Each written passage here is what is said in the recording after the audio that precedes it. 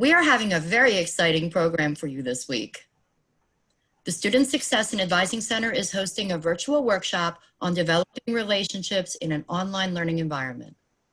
In this workshop, we will be exploring ways to develop and sustain interpersonal relationships online.